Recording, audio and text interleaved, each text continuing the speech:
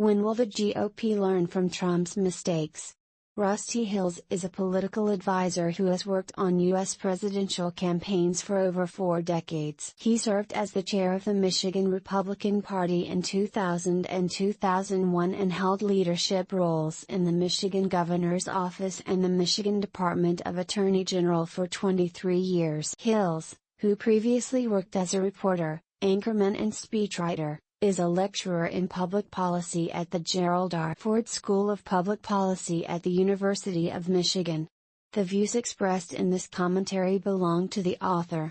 CNN winning political campaigns do 2 things.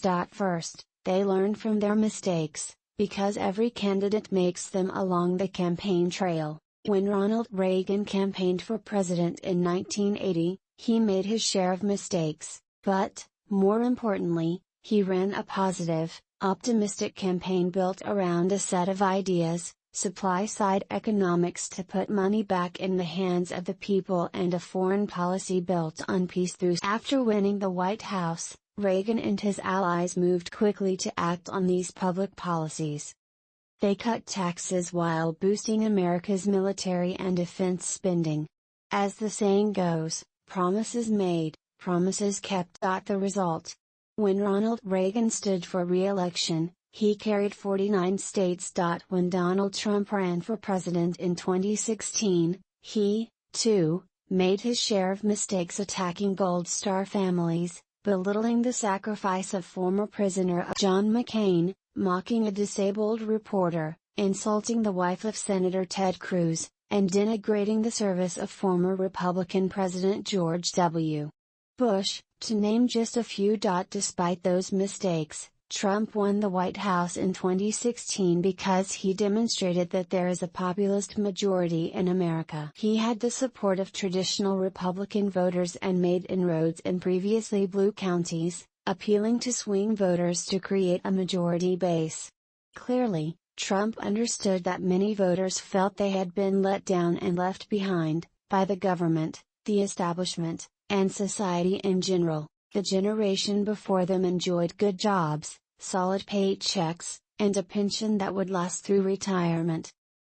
Now, for many, the jobs are outsourced, the paychecks are minimum wage, and pensions have gone the way of their father's Oldsmobile. But instead of delivering on many of the economic promises that appealed to these voters, Trump and the Republican Party doubled down on all his mistakes, fudging the facts, ignoring the truth, belittling opponents, peddling conspiracy theories, and utilizing hateful. What was the result?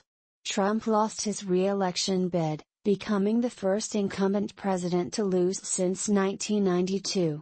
And on his watch, Republicans lost the majority in both the U.S. House and Senate. Despite these losses, Trump has continued to insert himself into Republican primaries and nominating conventions across the country, most notably in Michigan, where he endorsed candidates Christina Caramo, who is running for Secretary of State, and Matt DePerno. And Trump's sway among the base of the party still holds, with both of his preferred candidates winning big at the Michigan Republican Party's endorsement this past week. But those candidates, too, appear to have absorbed all the wrong lessons from Trump. While the incumbent Democrats in Michigan are vulnerable, the Trump-endorsed candidates have built their campaigns around the disproved claims of a rigged 2020 election, an issue that may not have much traction among swing voters.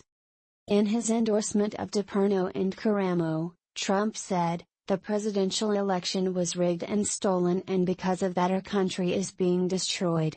We did win, we did win. We won by a lot, not just a little. DePerno and Caramo will protect us from a corrupt election." For her part, Caramo has said, "We cannot have our election stolen."